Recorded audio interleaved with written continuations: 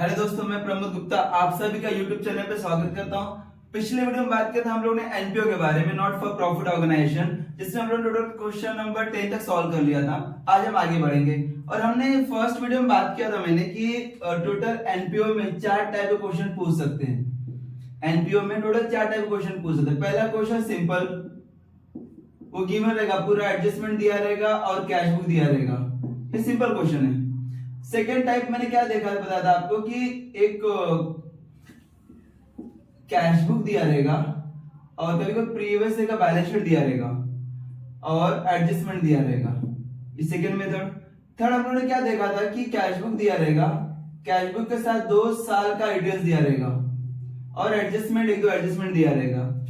और एक क्वेश्चन ऐसा रहेगा जिसमें कैश बुक दिया होगा और कुछ एडजस्टमेंट दिया रहेगा, इसमें कैपिटल फंड नहीं दिया होगा, तो इसमें प्रीवियस ईयर का फाइंड आउट करना पड़ेगा कैपिटल फंड। तो हम लोगों ने सिंपल प्रॉब्लम सॉल्व कर लिया था। उसके बाद एक एडजस्टमेंट था ये वाला, जिसमें 2 साल का डिटेल्स दिया था, मतलब कैश बुक दिया था, कैश बुक के साथ साथ 2 साल का डिटेल्स दिया रहता था, वो भी हम लोगों ने सॉल्व कर लिया। अभी थर्ड देखेंगे हम लोग, जिसमें प्रीवियस ईयर का बैलेंस शीट दिया होगा, तो उसको किस तरह सॉल्व करना है। ध्यान देना, बहुत ही इंपॉर्टेंट क्वेश्चन है, तो समझ के लेना। ये थर्ड केस हम लोग देखने जा रहे हैं। थर्ड केस में आपको प्रीवियस ईयर का बैलेंस शीट दिया रहेगा और कैश बुक दिया रहेगा और एडजस्टमेंट दिया रहेगा, तो उसको किस तरह सॉल्व करना वो आपको समझना है। वो बहुत इजी है लेकिन थोड़ा बहुत इंपॉर्टेंट, थोड़ा समझ के लेना। देखना question number 11, account of A school. Question number 11 की बात कर रहे हैं आप। इसमें देख सकते हो page number 1 to 1 accounts of A school, यहाँ पे न्यू इंग्लिश स्कूल के बारे में दिया गया है और प्रीवियस ईयर का बैलेंस शीट दिया गया है और करंट ईयर में रिसीव पेमेंट दिया है और एडजस्टमेंट दिया 2-3। चलो सॉल्व करते हैं। मैंने आपको पहले बोल कर रखा था कि जब भी आप क्वेश्चन सॉल्व करोगे आपको हमेशा स्टार्ट करना होगा एडजस्टमेंट से। तो यहाँ पे फर्स्ट एडजस्टमेंट बोला, आउटस्टैंडिंग सैलरी ऑफ ₹9,000।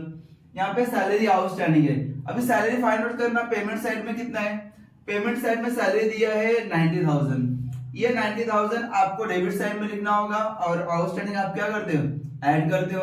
ऐड करके सेकंड इफेक्ट शो करना होगा लायबिलिटी साइड में। यहाँ पे मैं बोल देता हूं outstanding salary.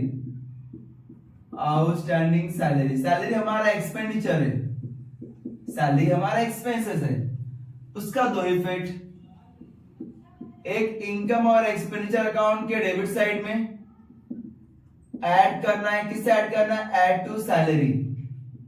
Second effect balance sheet liability side, directly show करना आउटस्टैंडिंग सैलरी। चलो यहाँ पे आउटस्टैंडिंग सैलरी 9,000, ये आपको लिखना होगा डेबिट साइड में टू सैलरी। इसका ओरिजिनल अमाउंट कितना है सैलरी का, 90,000। ट्रायल बैलेंस में, कैश बुक में सैलरी का अमाउंट 90,000 है, तो 90,000 यहाँ पे शो करना, इनर कॉलम यूज करना, उसमें ऐड करना आउटस्टैंडिंग। मैंने क्या बोला है, इनकम और एक्सपेंडिचर अकाउंट के डेबिट साइड में जाना, ऐड टू सैलरी, तो add outstanding, add outstanding salary. कितना अमाउंट है सैलरी का 9,000, ये 9,000 रुपीज यहाँ पे इसको क्या करना है, ऐड करना है। ऐड करके आउटर कॉलम लिखना 99,000 और जो अमाउंट आपने ऐड किया, यहाँ पे सैलरी का अमाउंट कितना 9,000 ना, एडजस्टमेंट में अमाउंट 9,000 है, तो 9,000 ही आपको ऐड करना है और 9,000 ही आपको शो करना होगा बैलेंस शीट के लायबिलिटी साइड में, क्योंकि एडजस्टमेंट में है और एडजस्टमेंट का 2 इफेक्ट। तो एक तो मैंने यहाँ पे ऐड कर दिया, सेकेंड इफेक्ट शो करना होगा बैलेंस शीट के लायबिलिटी साइड में, आउटस्टैंडिंग सैलरी, अमाउंट दिया 9,000 रुपीज, ये पहला एडजस्टमेंट है। क्लियर है आपको मैंने क्या बोला, आउटस्टैंडिंग आपको ऐड करना है, आउटस्टैंडिंग ऐड करना है और सेकंड इफेक्ट शो करना होगा लायबिलिटी साइड में, क्योंकि हमारा एक्सपेंसेस है। नेक्स्ट आउटस्टैंडिंग ट्यूशन फीस, इसको मैं आपको बताता हूं, outstanding tuition fees, outstanding tuition fees. अभी इसका 2 इफेक्ट, अभी जरा यहाँ पर ध्यान देना, ये ट्यूशन फीस देखना रिसिप्ट में दिया है कि पेमेंट साइड में। रिसिप्ट साइड में ट्यूशन फीस दिया है 90,000, ध्यान देना ये रिसिप्ट है, ये हमारा इनकम है, क्या है, इनकम। और ऊपर वाला हमारा एक्सपेंसेस था और ये हमारा इनकम है। Same income and expenditure account के क्रेडिट साइड में लिखना है आपको, ऐड करेंगे ट्यूशन फीस के साथ। और सेकेंड इफेक्ट शो करना होगा बैलेंस शीट, एसेट साइड। ध्यान देना दोनों में फर्क है, लेकिन दोनों आउटस्टैंडिंग है, ये भी आउटस्टैंडिंग है, ये भी आउटस्टैंडिंग है, लेकिन फर्क क्या है यहाँ पे, ये आपका एक्सपेंसेस है। मालूम कैसे पड़ा एक्सपेंसेस है? पेमेंट साइड में दिया है, सैलरी पेमेंट साइड में दिया है ना, तो सैलरी पेमेंट साइड में दिया रहेगा तो आपका एक्सपेंसेस है। ट्यूशन फीस रिसीव साइड में दिया है, ट्यूशन फीस रिसीव साइड में दिया है, इसके लिए आपका इनकम है। रिसीव मतलब पैसा मिला, पैसा मिल चुका है भाई, जो कुछ मुझे मिलने वाला है मिल चुका है, मेरा इनकम रहेगा। तो इसको दो इफेक्ट कहां पे जाएंगे, इनकम और इसमें कौन है, क्रेडिट साइड में। इनकम क्रेडिट साइड में, इनकम है ना, ये क्रेडिट साइड में जाएगा, और सेकंड इफेक्ट बैलेंस शीट के एसेट साइड में। समझा मैंने क्या बोला? जैसा खर्चा रहेगा तो खर्चा डेबिट साइड में और लायबिलिटी में, फायदा रहेगा तो क्रेडिट साइड और एसेट। खर्चा expenses debit side liability, first column debit side और लायबिलिटी साइड। आउटस्टैंडिंग एक्सपेंसेस, यहाँ पे सैलरी पे कुछ भी हो सकता है, रेंट हो सकता है या ऑडिट फीस हो सकता है, कुछ भी जो भी आपका पेमेंट साइड में दिया रहेगा एक्सपेंडिचर, वो आउटस्टैंडिंग एक्सपेंडिचर दिया रहेगा उसमें, तो आपको वो एक्सपेंसेस है। उसका दो इफेक्ट, डेबिट साइड और लायबिलिटी साइड। वही इनकम होता था तो आपको क्रेडिट साइड में लिखना पड़ता और एसेट में। क्लियर? मैंने क्या बोला देखना, यहाँ पे मैंने एडजस्टमेंट का इफेक्ट दिया है। यहाँ पे इनकम और एक्सपेंस अकाउंट के डेबिट साइड में लिखा था क्योंकि हमारे एक्सपेंसेस है। यहाँ पे इनकम और एक्सपेंस अकाउंट क्रेडिट साइड में लिखा है क्योंकि हमारा इनकम है। यहाँ पे लायबिलिटी साइड में लिखा है और यहाँ पे एसेट में लिखा है। लायबिलिटी में क्यों लिखा है कि मुझे अमाउंट पे करना है, मेरे लिए कर्ज है, खर्चा हमारा कर्ज, अगर आपको पे करना है तो आपका कर्ज रहेगा, तो कर्ज आपको लायबिलिटी साइड में लिखना है। लेकिन यहाँ पे क्या है, आपको मिलने वाला है आउटस्टैंडिंग ट्यूशन फीस, इनकम है, मिलने वाला रहेगा तो आपका एसेट रहेगा, वो रिसीवेबल है। क्लियर? मैंने क्या बोला? चलो कर लेते इसको भी। ट्यूशन फीस यहाँ पे शो करना by tuition fees.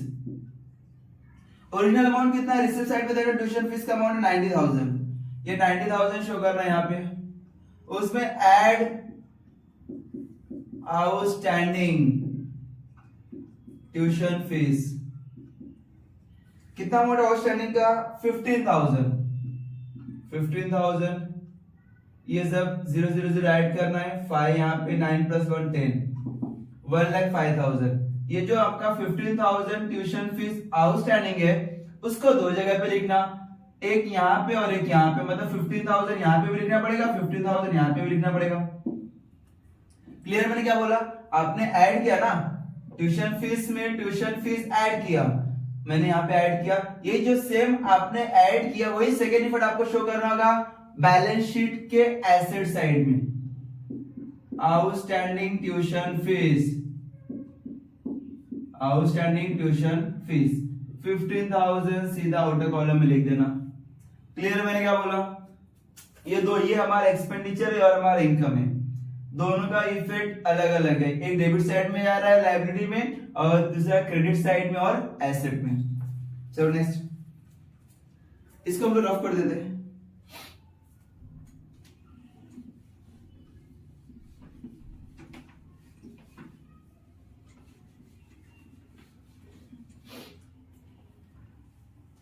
Depreciation charge कर लाइब्रेरी बुक्स के ऊपर 9,000 और फर्नीचर के ऊपर 10,000। अभी लाइब्रेरी का बुक्स के ऊपर बोला है,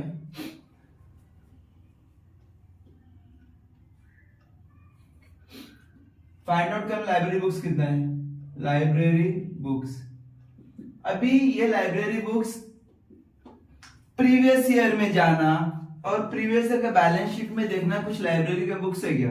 ये प्रीवियस ईयर बैलेंस शीट है, यहाँ पे लाइब्रेरी बुक्स दिया 45,000, तो आपका ओपनिंग रहेगा 45,000 का, मेरा पहले का बैलेंस है। फिर इस साल आपने कुछ परचेस किया क्या, पेमेंट साइड में जाना, वहां पे चेक करना, लाइब्रेरी बुक्स वहां पे 14,000 है, ऐड परचेस 14,000 परचेस किया। आगे टोटल करने आएगा 5 + 4 + 9 59,000। अभी उसने बोला है कि लाइब्रेरी बुक एडजस्टमेंट में दिया 9000 depreciation, less depreciation, directly amount दिया ना, कितना अमाउंट दिया है 9000, ये 9000 आपको लेस करना पड़ेगा और आउटर कॉलम में 50000। यह ध्यान देना यहाँ पे, जो भी एसेट्स के बारे में अगर बोला रहेगा, एसेट्स कैसे कैलकुलेशन करना, इसने बोला एसेट्स के ऊपर डेप्रिसिएशन चार्ज करना है, डेप्रिसिएशन बोला ना, लेकिन आपको ये फाइंड आउट करना होगा कि प्रीवियस ईयर में उस एसेट्स का अमाउंट कितना है, पहला केस, पहली बात। दूसरा, इस साल आपने कितना परचेस किया है सेम एसेट, आपने जो भी अमाउंट परचेस किया वो अमाउंट आपको क्या करना होगा, ऐड करना होगा, फिर एडजस्टमेंट में जाना और डेप्रिसिएशन माइनस करना। समझा मैंने क्या बोला, वापस सुन लेना। जब भी किसी एसेट्स के ऊपर डेप्रिसिएशन चार्ज करने के लिए बोला रहेगा तो आपको ये ध्यान में रखना होगा, पहले ये फाइंड आउट करना प्रीवियस ईयर में हमारे पास सेम एसेट्स है क्या, फाइंड आउट करना प्रीवियस ईयर के बैलेंस शीट में। यहाँ पे दिख गया तो वो अमाउंट आपको लिखना पड़ेगा कि हमारे पास भी यहाँ पे ऐसा ही बुक्स लिखा था तो आपको लिखना पड़ेगा बुक्स का अमाउंट प्रीवियस ईयर में इतना है। इस साल आपने कुछ परचेस किया क्या, परचेस किया रहेगा तो ऐड करना, नहीं किया रहेगा तो छोड़ देना।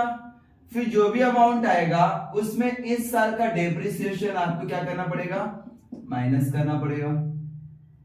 इफेक्ट की बात आता है, डेप्रिसिएशन लिखा है एडजस्टमेंट में, ये जो डेप्रिसिएशन बोला है वो कहां पे लिखा है, एडजस्टमेंट में लिखा है ना। जब एडजस्टमेंट में लिखा रहेगा तो उसका आपको दो इफेक्ट देना है, एक आपको एसेट्स में से माइनस करना है और वही सेकेंड इफेक्ट आपको शो करना होगा इनकम और एक्सपेंडिचर अकाउंट के डेबिट साइड में। टू डेप्रिसिएशन ऑन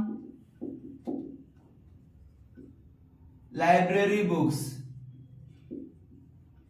अमाउंट कितना है 9000, जो अमाउंट आपने कितना अमाउंट 9000, जो अमाउंट आप माइनस करोगे वही अमाउंट आप क्या करोगे यहाँ पे शो करोगे। ये तो एडजस्टमेंट का हुआ डेप्रिसिएशन का। आपने बोला कि सर आपने लाइब्रेरी बुक्स भी लिख के रखा है, ये प्रीवियस ईयर का बैलेंस शीट में, बैलेंस शीट भी एक टाइप का ट्रायल बैलेंस है, तो बैलेंस शीट में जब रहेगा तो बैलेंस शीट का अमाउंट एक ही जगह पे लिखना, जो बॉक्स दिया रहेगा ना, बॉक्स में इसका मतलब वो बॉक्स के अंदर दिया है तो उसका आपको एक ही इफेक्ट देना है करंट ईयर में। लेकिन जो एडजस्टमेंट में दिया रहेगा तो एडजस्टमेंट आपको दो जगह पे लिखना है। तो जैसे यहाँ पे मैंने बुक्स का अमाउंट लिखा उसको मैंने एक ही जगह पे लिखा, लाइब्रेरी बुक्स 45,000 एक ही जगह पे लिखा, और जो मैंने पेमेंट साइड में बॉक्स के अंदर है उसको भी मैंने एक ही जगह पे लिखा परचेस।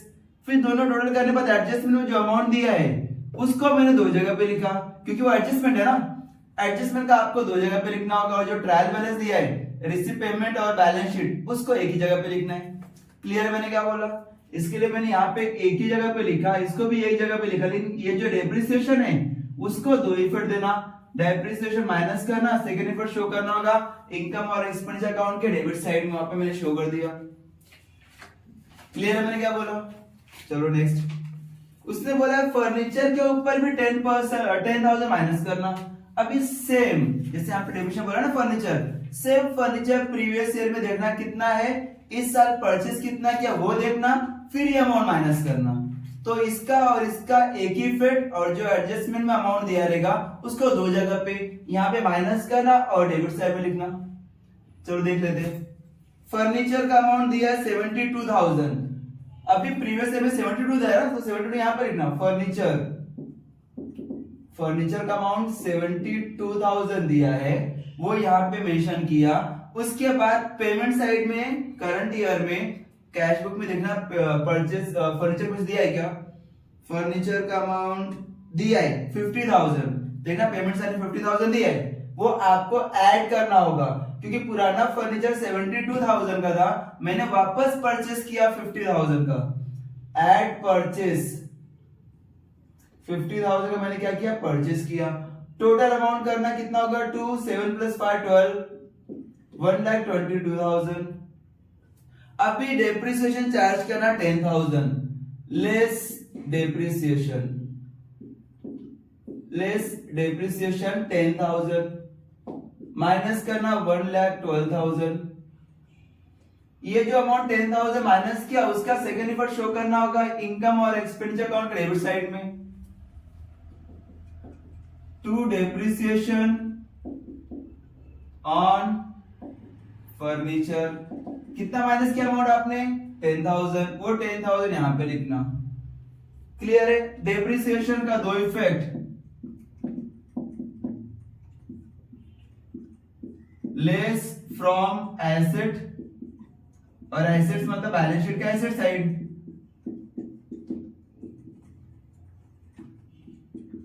सेकेंड इफेक्ट इनकम और एक्सपेंडिचर अकाउंट के डेबिट साइड में। डेप्रिसिएशन का दो इफेक्ट आपने फाइनल अकाउंट में भी किया है, तो फाइनल अकाउंट में सेम था ना, आपने एसेट्स में से माइनस करते थे, same second effect profit loss में लिखते थे। यहाँ पे प्रॉफिट लॉस जगह पे इनकम और एक्सपेंडिचर अकाउंट प्रिपेयर करना है, तो वहां पे लिखना। उम्मीद है कि आपको क्लियर हुआ रहेगा। नेक्स्ट, ये पूरा एडजस्टमेंट खत्म कर दिया, अभी जाना प्रीवियस ईयर के बैलेंस शीट में। अब इसको रफ कर दे। अभी प्रीवियस ईयर के बैलेंस शीट में जाना और वहां पे देखना क्या क्या दिया है, और वन बाय वन यहाँ पे करंट ईयर में ट्रांसफर करेंगे। तो एक प्रीवियस ईयर में लिख दिया है और दूसरा आपको करंट ईयर में लिखना है। देखना, पहले कैपिटल फंड दिया है, प्रीवियस में कैपिटल फंड दिया है, वो आपका यहाँ पे जगह फिक्स है लायबिलिटी साइड में। कैपिटल फंड, कैपिटल फंड का अमाउंट दिया है 6,43,000। इनर कॉलम यूज करना क्योंकि इसमें सरप्लस या डेफिसिट ऐड लेस होता है। 6,43,000 है। फिर लायबिलिटी खत्म हुआ, एसेट्स में जाना। प्रीवियस ईयर की बात कर रहा हूं, क्या प्रीवियस ईयर जो ट्रायल बैलेंस के ऊपर जो रिसीव पेमेंट है उसके ऊपर एक बैलेंस शीट जो दिया प्रीवियस ईयर लास्ट ईयर का, उसमें हम लोग देख रहे हैं। तो यहाँ पे प्रीवियस ईयर में लायबिलिटी साइड में कैपिटल फंड दिया है, तो यहाँ पे मैंने लिखा कैपिटल फंड। नेक्स्ट, एसेट में जाना, कैश इन हैंड और कैशियर बैंक। भाई ये भी cash in hand cashier bank और इधर भी cash in hand cashier bank है, तो ये दोनों सेम सेम है ना, तो जब भी आपको कुछ अमाउंट सेम सेम लगेगा उसको नहीं लिखना है। क्लियर? तो दो इफेक्ट दे दिया उसने, एक प्रीवियस ईयर का यहाँ पे दिया और यहाँ पे दिया है, वही दिया ना, cash in hand cashier bank यहाँ पे भी है, cash in hand cashier bank यहाँ पे भी है, तो इन दोनों को क्या करना, नहीं लिखना। नेक्स्ट, बिल्डिंग 4,50,000, बिल्डिंग का अमाउंट यहाँ पे मेंशन करना। फिलहाल इनर कॉलम में लिखना, क्या पता कुछ एक्स्ट्रा परचेस किया रहेगा। बिल्डिंग का अमाउंट 4,50,000 इनर कॉलम। फर्नीचर 72,000 हो गया, फर्नीचर दो बार नहीं लिखना। फर्नीचर के बाद लाइब्रेरी बुक्स, वो भी हो गया, दो बार नहीं लिखना। कंप्यूटर लेबोरेटरी, एसेट साइड में लिखना कंप्यूटर। कितना अमाउंट है 60,000, इनर कॉलम यूज करना, क्या पता कुछ परचेस वगैरह हुआ रहेगा तो। अमाउंट दिया है 60,000। अभी आपका लास्ट ईयर का बैलेंस शीट खत्म हो गया, अभी आपको जाना है करंट ईयर में कैश बुक में, रिसीव पेमेंट में। आपको अभी शो करना है रिसीव पेमेंट, अपने बैलेंस शीट खत्म कर देना प्रीवियस ईयर का। प्रीवियस ईयर का बैलेंस शीट खत्म करने के बाद अभी करंट ईयर में जाना है रिसीव पेमेंट में। करंट ईयर में क्या बोला, balance brought down. Balance brought down में हम लोग ने, मैंने अभी बताया था कि आपको लास्ट ईयर का बैलेंस शीट सेम बैलेंस दिया है, cash in and cash bank यहाँ पे भी दिया है, तो आपको रिकॉर्ड नहीं करना, जो सेम से अमाउंट रहेगा उसको रिकॉर्ड नहीं करना। तो अभी नेक्स्ट ट्यूशन फीस दिया है, ट्यूशन फीस आपने मेंशन कर दिया यहाँ पे, दो बार नहीं लिखना। टर्म फीस क्रेडिट साइड में, टर्म फीस अमाउंट कितना दिया है 3,000। एडमिशन फीस वो भी आपका इनकम है क्रेडिट साइड में, बाय एडमिशन फीस 12,000। डोनेशन, यहां पे डोनेशन बाजू में लिखा है कैपिटल, लिखा है ना डोनेशन बाजू में कैपिटल, इसका मतलब वो बोलना चाहता है ये डोनेशन आप कैपिटल फंड में ऐड करना। तो यहां पे ऐड डोनेशन, कितना अमाउंट है डोनेशन का 61,000। क्लियर? मैंने क्या बोला, डोनेशन को स्पेसिफाई किया, उसने बोला कैपिटल, तो मतलब कैपिटल फंड में ऐड करना। नेक्स्ट, इंटरेस्ट रिसीव्ड, मिल गया इंटरेस्ट क्रेडिट साइड में, बाय इंटरेस्ट रिसीव्ड, अमाउंट दिया है something 2,000। Next government grant, bracket में रेवेन्यू लिखा है, रेवेन्यू मतलब क्रेडिट साइड। वही कैपिटल बोला तो हम लोग लाइबिलिटी साइड में लिखते थे, लेकिन यहाँ पे रेवेन्यू बोला, रेवेन्यू बोला रहेगा तो आपको क्रेडिट साइड में मेंशन करना होगा। बाय गवर्नमेंट रेवेन्यू कितना अमाउंट दिया है, 1,20,000, 1,20,000। नेक्स्ट सन्ड्री रिसिप्ट, आपका छोटा मोटा income, bye sundry income, sorry sundry receipt लिखा है, सन्ड्री रिसिप्ट लिख देना यहाँ पे, जो वर्डिंग यूज किया वही लिखना। Sundry receipt 11,000। नेक्स्ट अभी रिसिप्ट साइड पूरा कंप्लीट किया हम लोगों ने, पेमेंट साइड में जाना। बाय सैलरी, सैलरी हो गया, दो बार नहीं लिखना। लाइब्रेरी बुक्स वो भी हो गया है। ऑफिस रेंट बाकी है, एक्सपेंसेस डेबिट साइड में लिखना। To office rent 10,000। Printing and stationery आपका ऑफिस का खर्चा है, प्रिंटिंग एंड स्टेशनरी अमाउंट दिया है 22,000।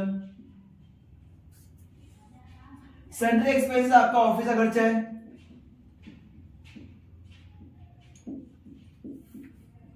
Sundry expenses 12,000। इंश्योरेंस आपका ऑफिस का खर्चा है,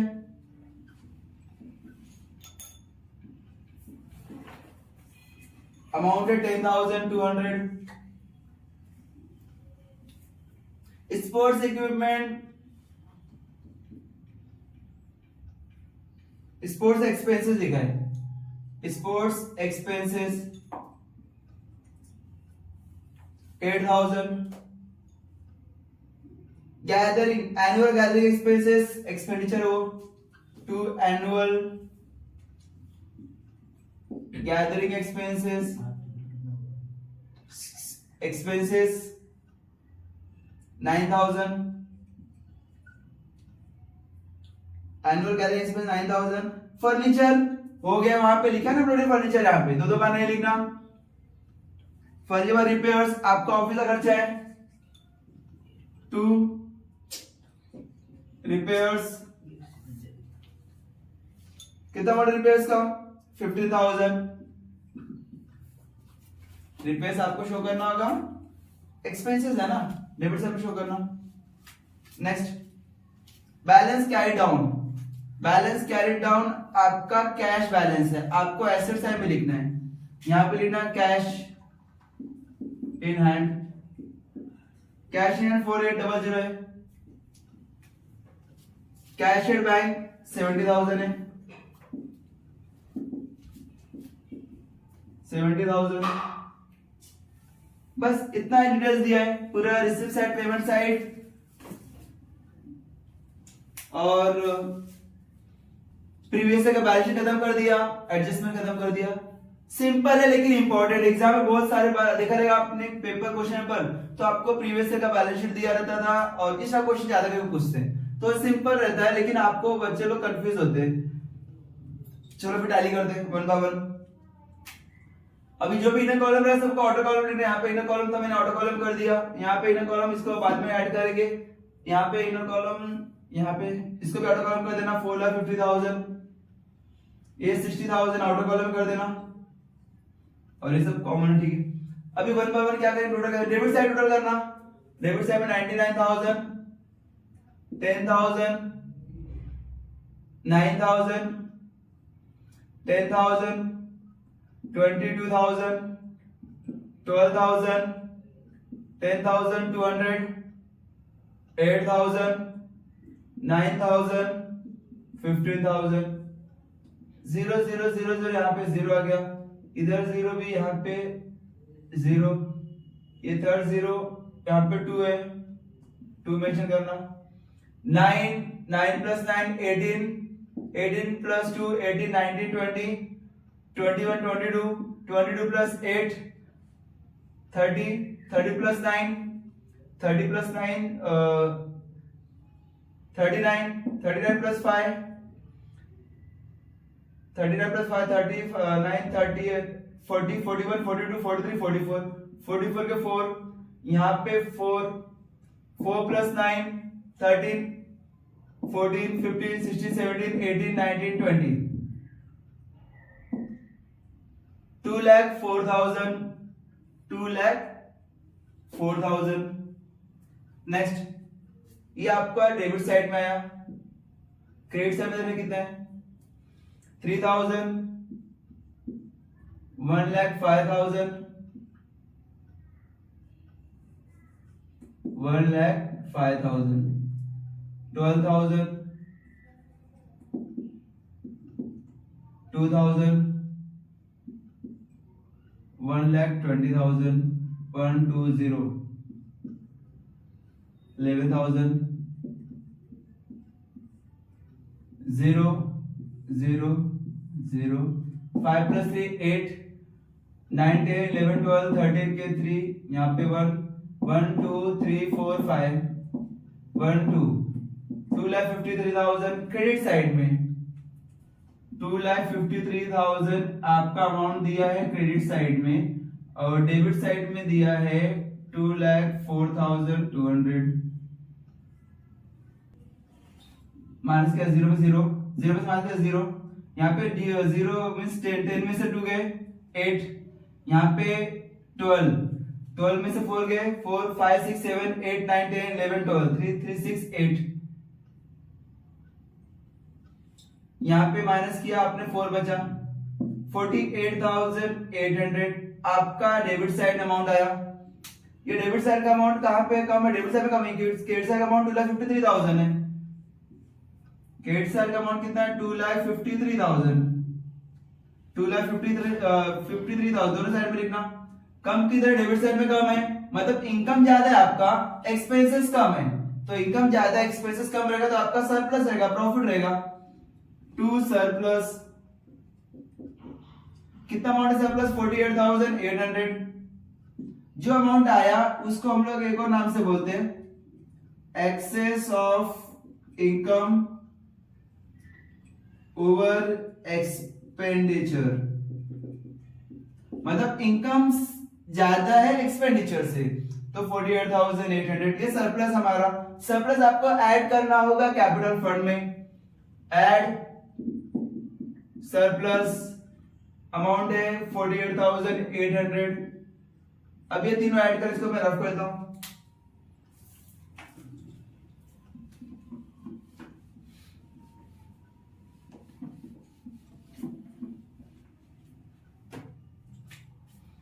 $6,43,000 61,000 48,800 0 0 यहाँ पे डायरेक्ट शो कर दिया। 0 + 8 आया।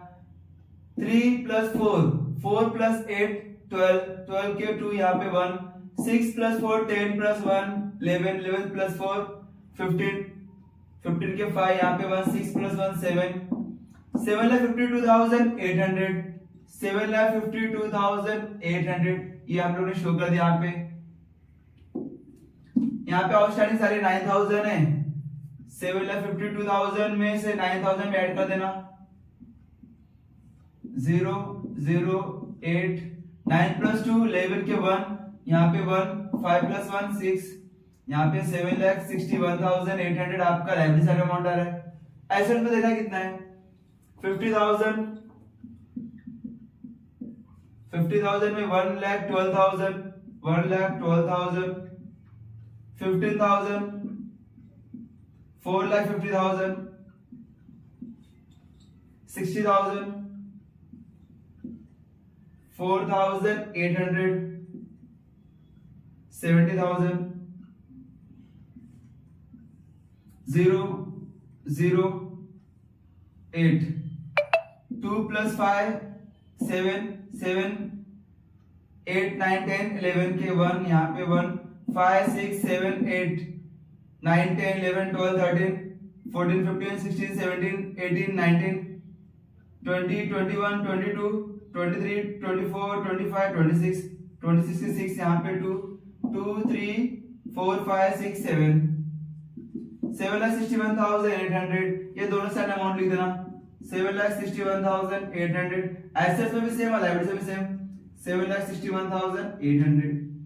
ये आपका अमाउंट टैली हो रहा है क्वेश्चन। और ये बैलेंस शीट यहाँ पे मेंशन कर देना क्या इसका ईयर क्या है, 31 मार्च 2000 है ना, तो यहाँ पे भी लिख देना balance sheet as on 31 March 2020